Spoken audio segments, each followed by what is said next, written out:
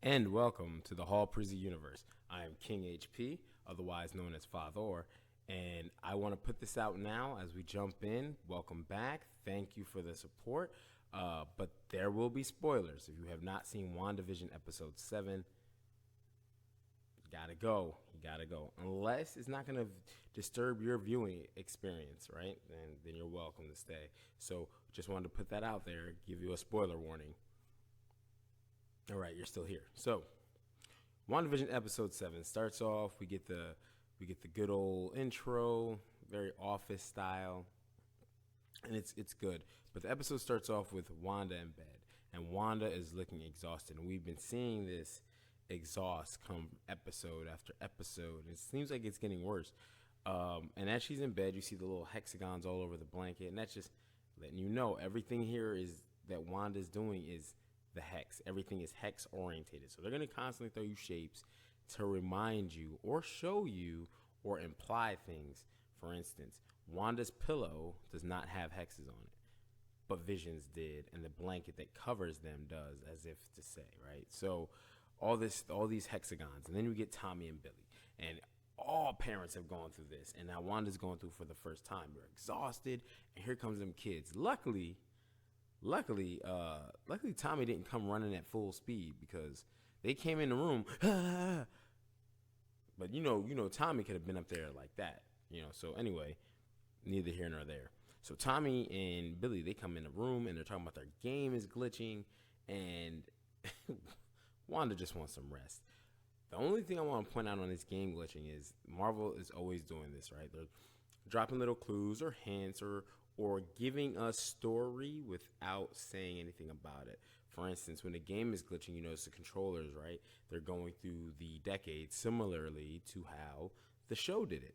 And they went back to GameCube, they went to Atari, but if you notice their controllers, the controller is glitching, trying to get you to understand that the thing that controls the game, it's not right. It's not right, right? So that's their way of their little hints, their little things that they do.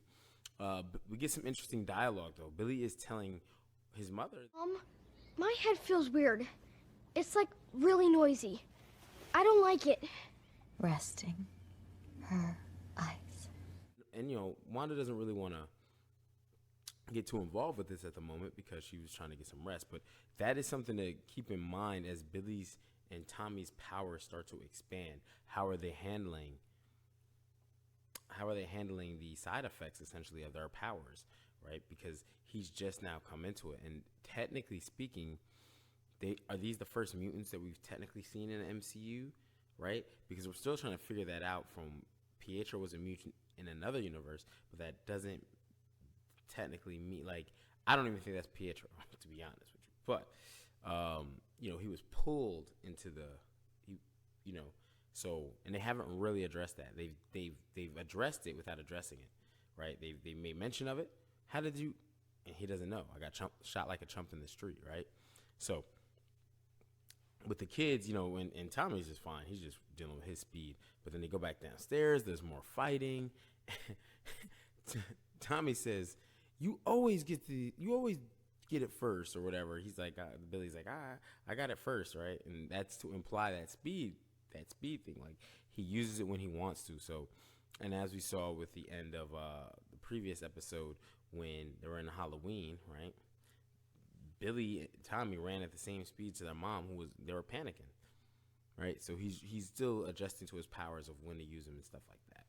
All right, so Wanda gets up, and we're seeing these camera interviews. She's really exhausted. She's trying to explain it to the camera about, she's all right. She's holding it together. It's just a case of the Mondays. She wants to get something to eat. She's noticing the glitching.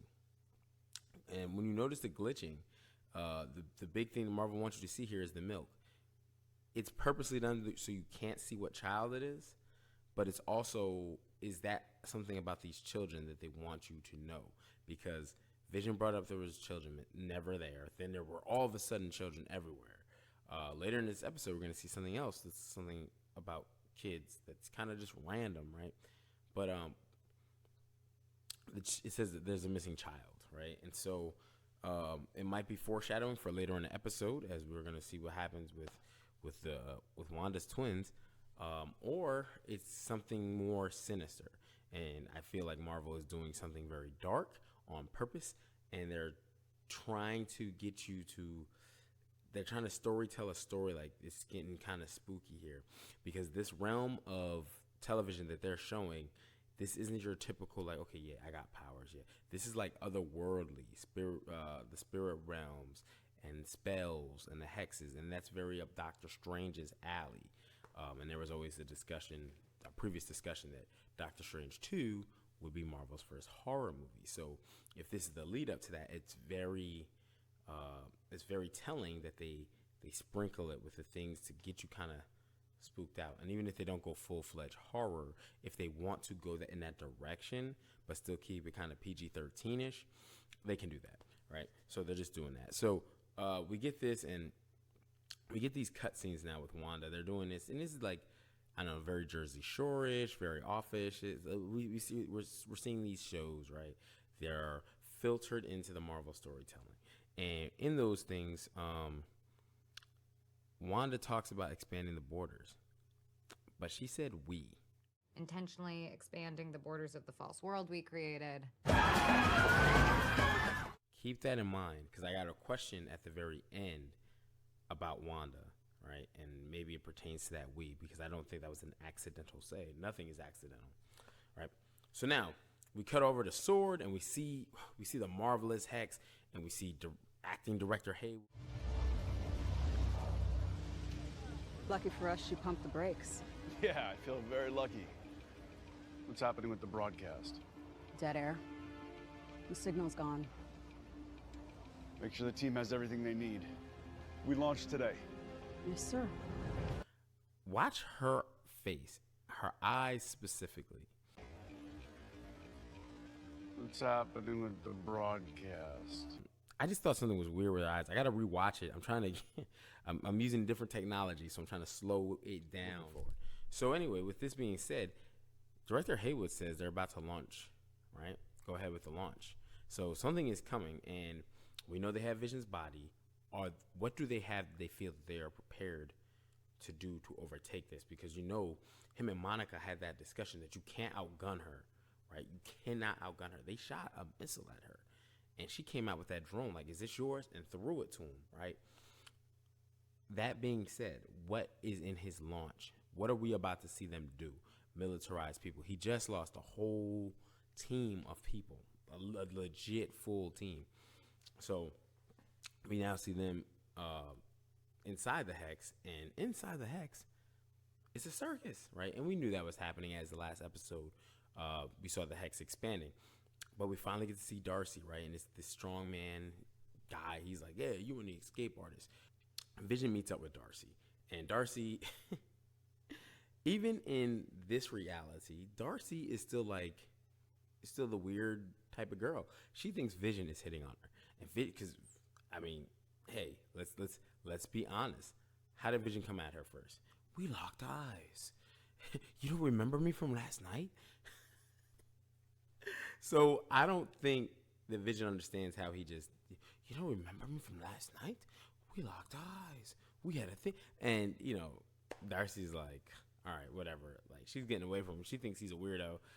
The strong man thought he was one of the clowns. So he's kind of trying to track her down and get an understanding. It's very important to note, though, Vision has his memory. Even though he was dying, maybe he technically died, regardless, the Hex reanimated him as it got expanded. He remembers it. But he doesn't remember when time is rewound. So that's an interesting concept that happens. Now, also, if he remembers, maybe he wasn't completely dead, but he doesn't remember his own death in real life. Remember, he didn't know remember he's talking to Agnes, he didn't know the Avengers.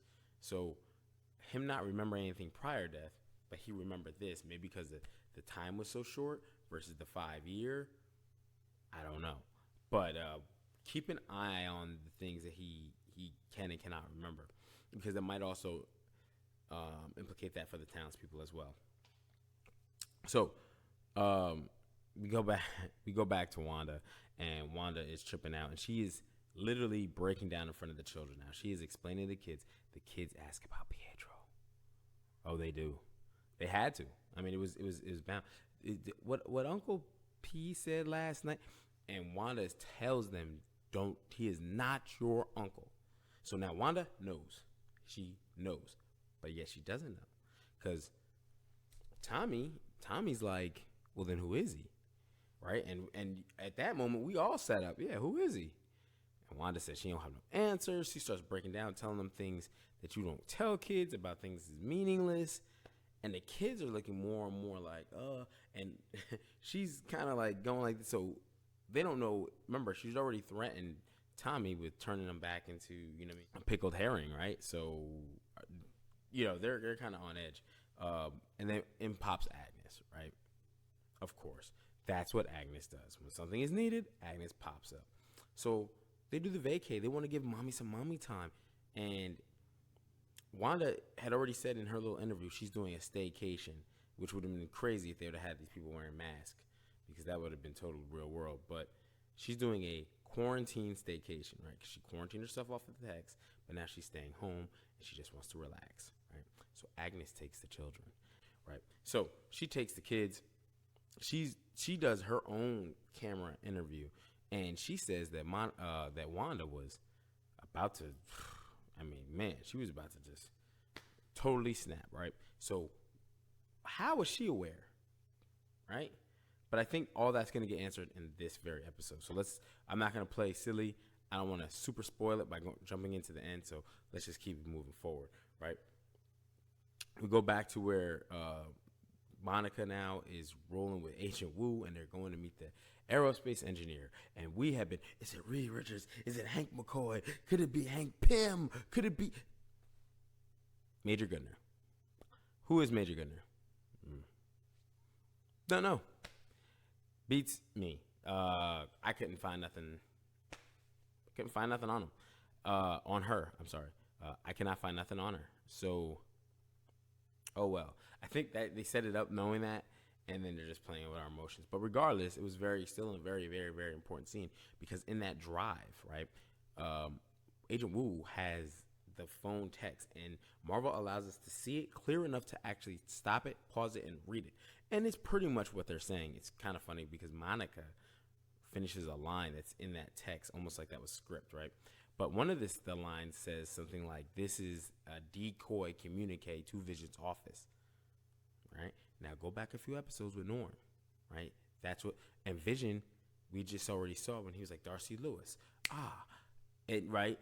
So that's how Vision was able to put two and two together when he asked her real name. So that was the communicator that they were talking about. So what you also see is the schematics to Vision's body, right? And that lets you see how they were kind of breaking, because remember, he was dissected in that little shot we saw when director Hayward had shown us that Wanda had broke into a SWORD facility and took the body. So what they were working on, I don't know. Does that have anything to do with what they're about to launch to break into the Hex? Maybe they have some special program. Me personally, I think it's the coming of Sentinels, because even though they did that, who else got that information from SWORD? Because the body was in Wakanda. And we know how Wakanda got down with giving out vibranium and stuff like that. So a vibranium synthezoid got out of Wakanda and ended up in a SWORD base to be operated on. That's just not good news at all. So let's see what is coming. That agent, I keep calling him an agent. We'll see what Director Hayward is about to launch, and if it's any connection to any of the things they were doing with Vision. So this way, they don't hurt or sacrifice any more of their agents. Okay. You see, they're talking about the R&D reports and Cataract, right? Project Cataract. I'm not sure what that is, but I think all that is into what we might see later as something to do with Vision's body, obviously. But could that be a Sentinel program?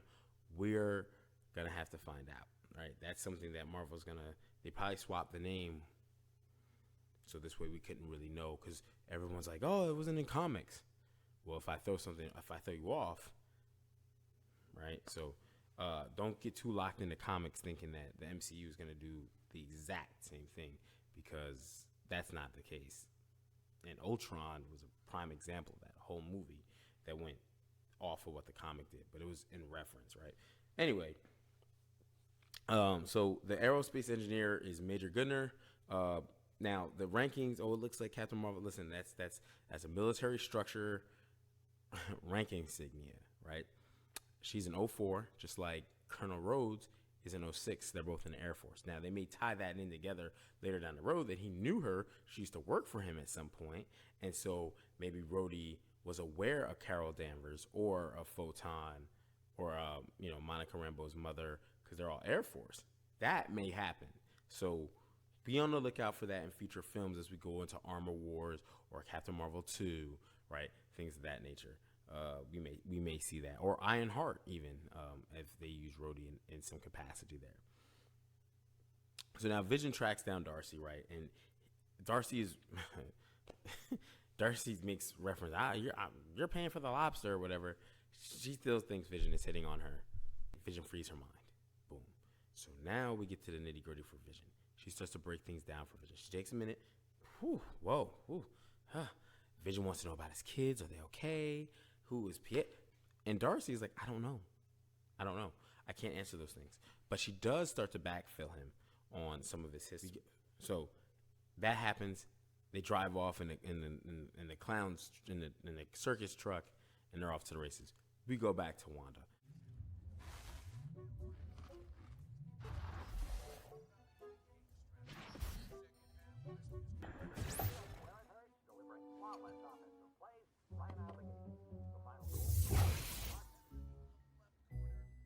House is all glitching, and Wanda is doing an interview. Now, this interview is, remember, this is the 2010 style TV shows.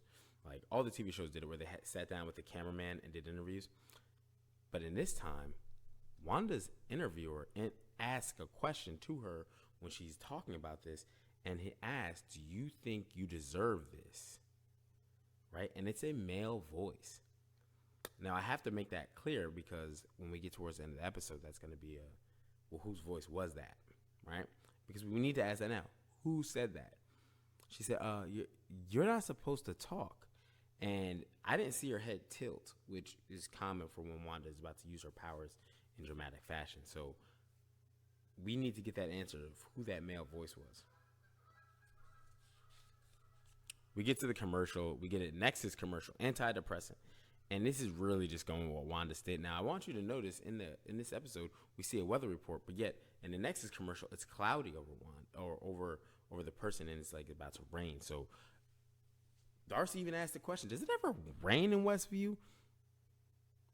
Right? So I think that tie-in is for that, to show you that, you ever seen the old cartoons where the cloud was over one person's head and it was raining on them? It was like, can't get any worse than today, right? That's what's happening to Wanda. It's literally like this thing is following. It's like catching up to her, right? Even though it's something that she created, I don't think she really knew the levels of work it would take to maintain. Because the earlier episodes in like the 50s and 60s, those episodes were very easy. Life was just easy. We just had to worry about making a dinner. And now we're getting to this. People are coming into the hex, and it's getting ridiculous, right? Now we get a glimpse of the kids, and they're at Agnes's house. And Agnes' house looks like somebody's aunt, right? And it just looks okay. And I think this is very important right here. And I have to say that because Billy says he likes this house. He likes it here. And, he's got Senior Scratchy in his lap, right? Don't think this rabbit don't mean something, right? Don't think that, because there's a comic book reference to him and everything. And the fact that he's still in this show and he has a name, Senior Scratchy. Right? So, yeah. So, what he says, though, is it's quiet here. And you're quiet, Agnes, on the inside. He can't read her thoughts at all. And then, she wraps her arm. Your mom's going to be fine, because they get worried. And Tommy, I think, asked about her. But that, like, Agnes, it kind of like threw Agnes off a little bit, it seemed like. But it's important to note, I think it's purposely like that in this house, because what we're going to see at the end of the episode is we're going to see Agnes' true intentions this whole time, right? And so it was purposely done like this. So I don't want to spoil the end because we got to get to that. they clip back to Monica in the space rover. Now, this space rover, Major Gunner, you done gave us our word. You're going to get through no problem. We believe this. Even Agent Wu even asked, like, you think this is going to be successful? So Monica, she's dressed up. She's got her sword suit on. And boom, they go charging at the Hex, right? And they hit the Hex head on, and she is not getting through. That Hex is pushing back with the same amount of intensity that she's coming in with. And they're panicking because they're like, oh my gosh, it's disintegrating. Agent Wu was like, no, it's rewriting it. Monica, get out of there. She gets out. She takes a nasty fall, but she gets up. And I think that fall was maybe like to show you that like how strong she's getting or whatever. But she gets right up and I can go in. I can get in because the truck gets spit out. It's like part minivan, part old school truck, part space rover that it was when it went in, because it never made it all the way in, right? But Monica charges. They're trying to stop her, and she goes. Your mom, she died. Truly an inspiration. Your mom's lucky. When they were handing out kids, they gave her the toughest one. She pushes through, and her eyes, it's different. She's different. She is powered, people. We see this. We have now seen the arrival of who could either be called Photon or Spectrum. I'm going to go Spectrum. And the reason why I'm going to say Spectrum is when she's looking around, her eyes are that bright blue. She sees all the like electromagnetic field, and she could literally see the magic. And it's in a different spectrum, right? And the name Photon was her mom's nickname. So why would we take that, right? Which doesn't mean she won't, because, hey, you're just like your mom. Photon, right? I mean, maybe they just do it like that. But they don't ever use the name. So we don't know what name she is. But we see she's got her powers. She gets her bearings back, right? Because she was like, whoa, what is this? She is mind blown, right? So she takes off running. She is going to Wanda's house. So now we get Vision and Darcy, and they're in this truck, and they get another red light, and they seem to be getting stopped. And Vision is like, Wanda just doesn't want me going back home. And he's saying this because it also clips away to his camera interview. And he's like, what am I doing here? He kind of gives up, boom, right? But one thing to notice, is Wanda the person that's trying to keep Vision from going home? It says it like that. It plays it like that. Everybody in this does not know what's about to happen, as we, the viewer, don't either. But we're going to get to the end of the episode, and I'm going to ask the question. We get back, we get Monica getting to... Thing is about Vision. Get out of my house. Hayward was trying to bring him... Talk to me about that. I don't want to hear about it. The drones, the missiles, Pietro. Pietro, no, that wasn't... All you do is lie.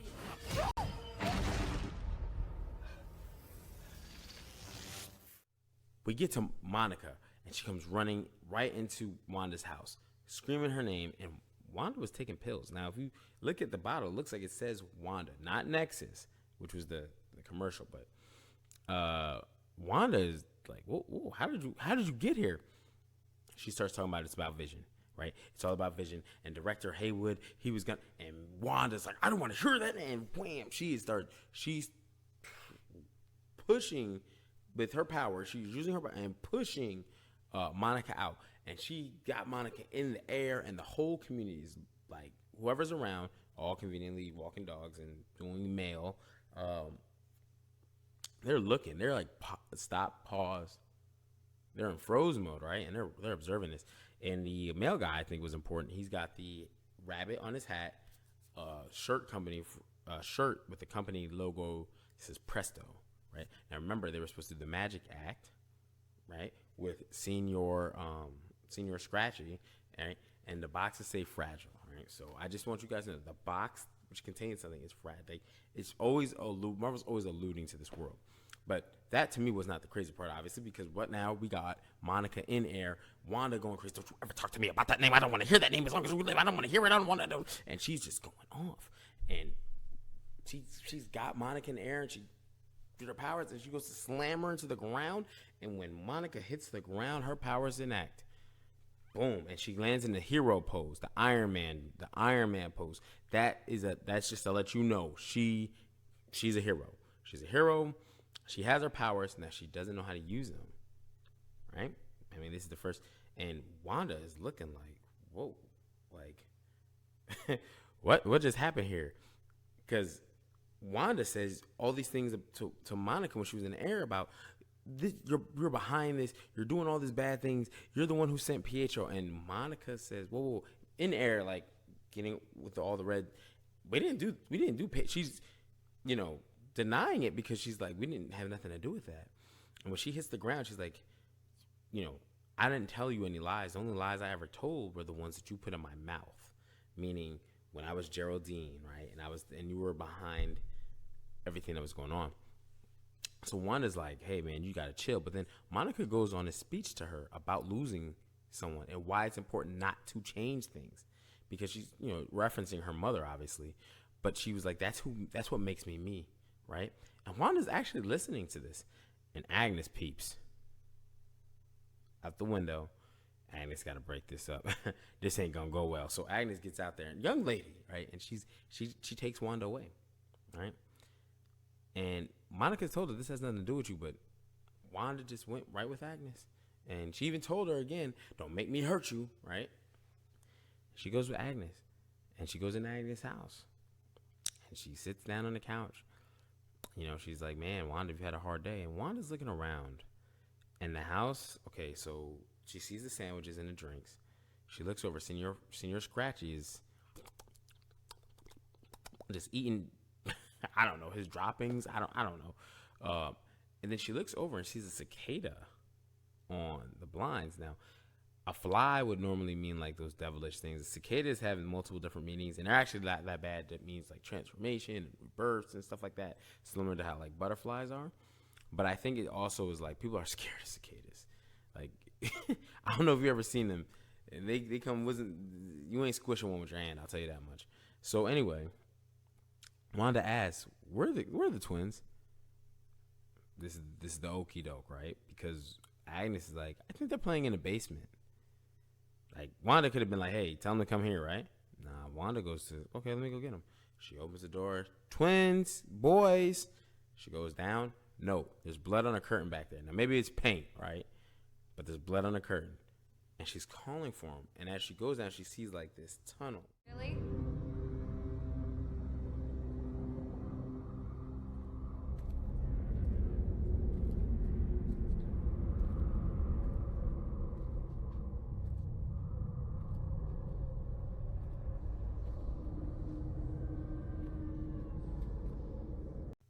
I would have never went in there. Them boys, hey, where's the fast one? You, go get your brother. Let's go, right? That's how that's got to work.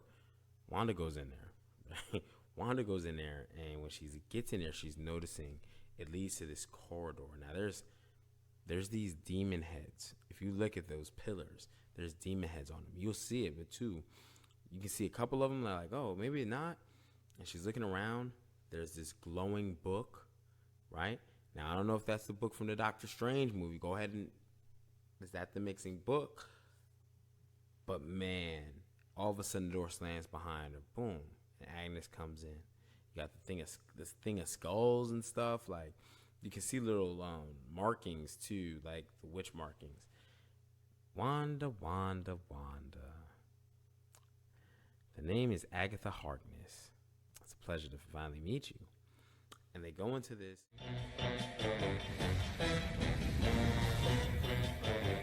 Who's been messing up everything? It's been Agatha all along. Who's been pulling every evil string? It's been Agatha all along. She's just been doing all these little things. Even when the voice told Wanda earlier that I said I was going to come back to, even when that voice said, do you think that you deserve this? She's in the director's chair. Right? Now remember, she's in the director's chair. Now, one thing we know, there is a director, but the director works for someone. Right? So I wanted to put that out there. Oh, even when she was on Halloween, Vision was like, when he turns and he's like, I'm going to go to the outside of whatever, and I'm going to get, and she's like, turns around, and she's like, she was moving, then she turns back and plays the role. Yes. And I told you in the review, how is she doing all that? It was Agatha all along. And she has this ability. Now, she uses this purple magic. I think they have to use a different color so you can start to tell what is Wanda's doing and what is Agatha's doing. And that's my doing, right? So now you can clearly see who's doing what. But keep this in mind. Agatha uses some sort of telepathy on Wanda, because Wanda is this purple stuff that goes into, like, you know, so she can see everything Agatha had been doing. So is she mind controlling? So even if Wanda's doing this, is she masterminding Wanda to do it, right? So it's Wanda's powers, Wanda doing. Are they feed? Go back to the shark commercial, right? We feed on your magic, bro. We feeding on your magic. We got you doing all this stuff. And I want to go, she even killed the dog. And she's like, and I'm the one who killed Sparky. Yo, you remember you saw Dottie in there too when they were doing that little fight, right? And Dottie was sniffing the flowers. Was she eating them? Because there's a comic reference. We're gonna have to do a whole nother breakdown. Later this week we're gonna have to drop another episode because there's a lot of stuff that we're gonna have to talk about that I don't want to drag this thing out, because Marveled us, right? Now we're worrying about what's gonna happen next week. But when I say Marveled us, what did Marvel do? They put a mid-end credit scene in, right? The end credit scene. So if you left or you haven't gone back and seen it, spoiler alert again, go watch it.